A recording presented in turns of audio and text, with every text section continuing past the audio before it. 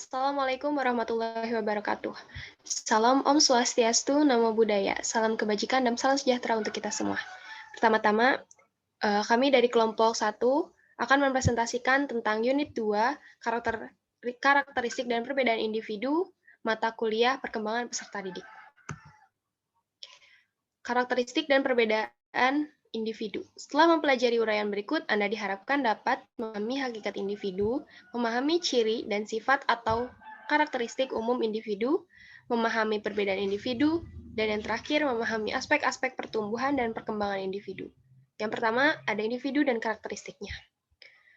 Pokok isi uraian yang disajikan pada bagian ini adalah karakteristik umum. Untuk memahami karakteristik individu tersebut, perlu terlebih dahulu dipahami apa yang dimaksud dengan individu itu. Pengertian individu. Manusia adalah makhluk yang dapat dipandang dari berbagai sudut pandang. Sejak ratusan tahun sebelum Isa, manusia telah menjadi salah satu objek filsafat, baik objek formal yang mempersoalkan hakikat manusia maupun objek materi yang mempersoalkan manusia sebagai apa adanya dan dengan berbagai kondisinya. Sebagaimana dikenal, adanya manusia sebagai makhluk yang berpikir, Homo sapiens, makhluk yang berbentuk, Homo faber, makhluk yang dapat dididik, Homo educandum, dan seterusnya. Berbagai pandangan itu membuktikan bahwa manusia adalah makhluk yang kompleks. Bangsa Indonesia menganut pandangan bahwa yang dimaksud manusia secara utuh adalah manusia sebagai pribadi yang merupakan pengejawentahan menunggunya berbagai ciri atau karakter hakiki atau sifat kodrati manusia yang seimbang antara berbagai segi, yaitu antara segi individu dan sosial, jasmani dan rohani, dunia dan akhirat. Keseimbangan hubungan tersebut menggambarkan keselarasan hubungan antara manusia dengan dirinya, manusia dengan sesama manusia, manusia dengan alam sekitar atau lingkungan, dan manusia dengan Tuhan. Untuk selanjutnya akan dibacakan oleh rekan saya, Desi. Uraian tentang manusia dengan kedudukannya sebagai peserta didik haruslah menempatkan manusia sebagai pribadi yang utuh. Dalam kaitannya dengan kepentingan pendidikan, akan lebih ditekankan hakikat manusia sebagai kesatuan sifat makhluk individu dan makhluk sosial, sebagai kesatuan jasmani dan rohani, dan sebagai makhluk Tuhan dengan menempatkan hidupnya di dunia sebagai persiapan kehidupannya di akhirat. Sifat-sifat dan ciri-ciri tersebut merupakan hal yang secara mutlak disandang oleh manusia sehingga setiap manusia pada dasarnya sebagai pribadi atau individu yang utuh. Individu berarti tidak dapat dibagi atau undivided. Tidak dapat dipisahkan keberadaannya sebagai makhluk yang pilah, tunggal dan khas. Seseorang berbeda dengan orang lain karena ciri-cirinya yang khusus itu. Berdasarkan pengertian tersebut, dapat dibentuk suatu lingkungan untuk anak yang dapat merangsang perkembangan potensi-potensi yang dimiliki dan akan membawa pertumbuhan-pertumbuhan apa saja yang diinginkan dalam kebiasaan dan sikap-sikapnya. Jadi, anak dibantu oleh guru, orang tua, dan orang dewasa lainnya untuk memanfaatkan kapasitas dan potensi yang dibawanya dalam mencapai pertumbuhan dan perkembangan yang diinginkan. Lalu yang kedua ada karakteristik individu. Setiap individu memiliki ciri dan sifat atau karakteristik bawaan atau heredity dan karakteristik yang diperoleh dari pengaruh lingkungan. Karakteristik bawaan merupakan karakteristik keturunan yang dimiliki sejak lahir, baik yang menyangkut faktor biologis maupun faktor sosial psikologis. Nature merupakan istilah yang biasa digunakan untuk menjelaskan karakteristik individu dalam hal fisik, mental, dan emosional pada setiap tingkat perkembangan. Menurut KBBI, pada tahun 2008, karakter merupakan sifat-sifat kejiwaan, akhlak, atau budi pekerti yang membedakan seseorang dengan orang lain. Dengan demikian, karakter adalah nilai-nilai yang unik, baik yang terpatri dalam diri dan terjewantahkan dalam perilaku, menurut Kementerian Pendidikan Nasional tahun 2010. Karakter dapat dimaknai sebagai nilai dasar yang membangun pribadi seseorang. Oke, selanjutnya akan dilanjutkan oleh rekan saya, Dini Agustiani. Oke, yang membangun pribadi seseorang terbentuk baik karena pengaruh hereditas maupun lingkungan, yang membedakannya dengan orang lain serta diwujudkan dalam sikap dan perilakunya dalam kehidupan sehari-hari. Sikap dan perilaku budi pekerti atau nilai-nilai karakter mengandung 5 jangkauan, yaitu hubungannya dengan Tuhan, diri sendiri, keluarga, masyarakat, dan bangsa dan alam sekitar. Nilai-nilai karakter tersebut adalah sebagai berikut. A.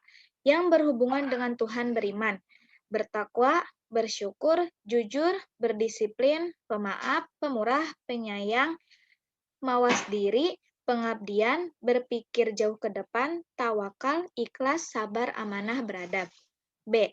Yang berhubungan dengan diri sendiri, bekerja keras, berani memikul risiko, berdisiplin, berhati lembut atau berempati, berpikir matang, berpikir jauh ke depan, bersahaja, bersemangat, bersikap konstruktif, bertanggung jawab, bijaksana, cerdik, cermat, dinamis, efisien, gigih, hemat, jujur, berkemauan keras, kreatif, mandiri, mawas diri, menghargai karya orang lain, menghargai kesehatan, menghargai waktu, pemaaf, pemurah, pengabdian, pengendalian diri, produktif, rajin, ramah tamah, rasa kasih sayang, rasa percaya diri, rela berkorban, sabar, setia, adil, hormat, tertib, sportif, susila, tangguh, tegas, tekun, tepat janji atau amanah, dan terbuka.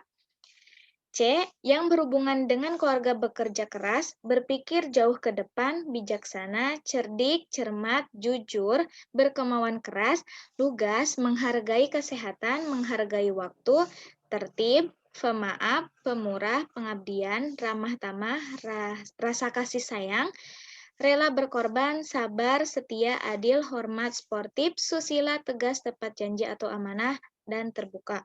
D. Yang berhubungan dengan masyarakat dan bangsa, bekerja keras, berpikir jauh ke depan, bertegang rasa atau toleran, bijaksana, cerdik, cermat, jujur, berkemauan keras, lugas, setia, menghargai kesehatan, menghargai waktu, pemurah, pengabdian, ramah tamah, rasa kasih sayang, rela berkorban, adil, hormat, sportif, susila, tegas, tepat janji atau amanah, dan terbuka. Yang E, yang berhubungan dengan alam sekitar, bekerja keras, berpikir jauh ke depan, menghargai kesehatan, pengabdian, mencintai lingkungan. Selanjutnya akan dibacakan oleh Ellen Abdelana. Yang selanjutnya yaitu perbedaan individu. Setiap orang, apakah ia seorang anak atau orang dewasa, dan apakah ia berada di dalam suatu kelompok atau seorang diri, ia disebut individu. Individu menunjukkan kedudukan perorangan atau perseorangan. Sifat individual adalah sifat yang berkaitan dengan orang perseorangan.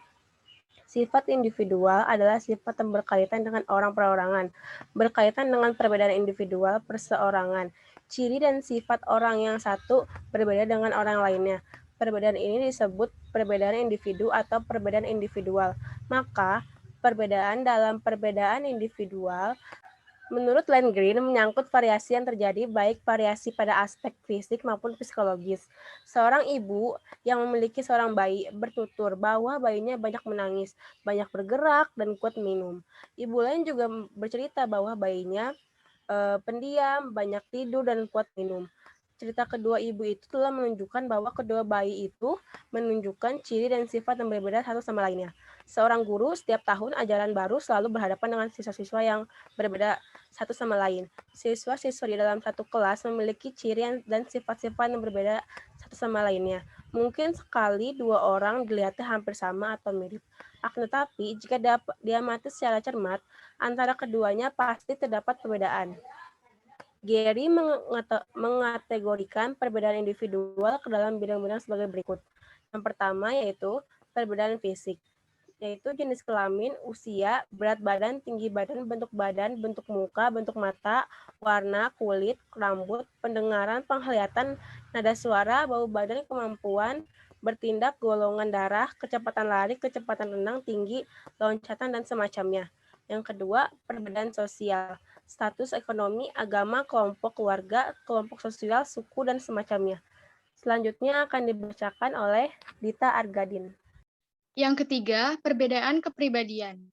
Ada watak, motif, minat, sikap, pikiran, perasaan, kehendak, perilaku, dan sejenisnya.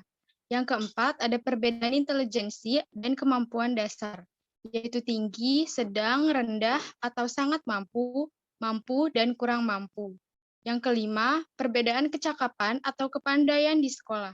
Sangat cakap, cakap, kurang cakap, atau sangat pandai, kurang pandai.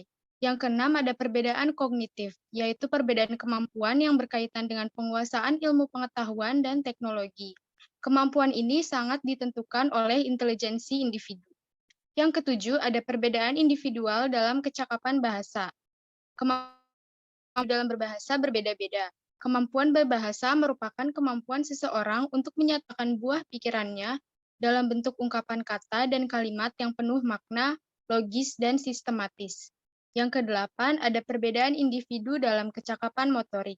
Kemampuan motorik dipengaruhi oleh kematangan pertumbuhan fisik dan tingkat kemampuan berpikir. Karena kematangan pertumbuhan fisik dan kemampuan berpikir tiap orang berbeda-beda, maka kecakapan motorik setiap individu pun berbeda-beda pula. Yang kesembilan, ada perbedaan dalam latar belakang. Latar belakang keluarga, baik dilihat dari segi sosial ekonomi maupun sosiokultural individu, adalah berbeda-beda. Demikian pula lingkungan sekitarnya, baik lingkungan sosial maupun lingkungan fisik, memberikan pengaruh yang berbeda-beda. Dengan demikian, latar belakang individu berbeda satu dengan yang lain. Yang ke-10, ada perbedaan dalam bakat. Bakat merupakan kemampuan khusus yang dibawa sejak lahir. Kemampuan tersebut akan berkembang dengan baik apabila mendapat rangsangan dan pemupukan secara tepat. Bila tidak mendapat rangsangan dan pemupukan, maka bakat tidak dapat berkembang secara maksimal, malah mungkin tidak berkembang sama sekali. Disinilah letak penyebab adanya perbedaan bakat individu. Yang ke-11, atau yang terakhir, ada perbedaan dalam kesiapan belajar. Perbedaan individu ini sangat ditentukan oleh pengaruh latar belakang keluarga dan lingkungan. Sikap apatis, pemalu, dan kurang percaya diri akibat dari kesehatan yang kurang baik, cacat tubuh dan latar belakang yang miskin, pengalaman mempengaruhi perkembangan pemahaman dan ekspresi diri. Inilah yang mengakibatkan kesiapan belajar individu berbeda-beda. Terima kasih, mungkin itu yang dapat kami sampaikan. Selamat menonton, semoga bermanfaat. Wabillahi taufiq wal hidayah. Assalamualaikum warahmatullahi wabarakatuh. Salam Om Swastiastu, Namo Buddhaya, salam kebajikan dan salam sejahtera untuk kita semua. Terima kasih.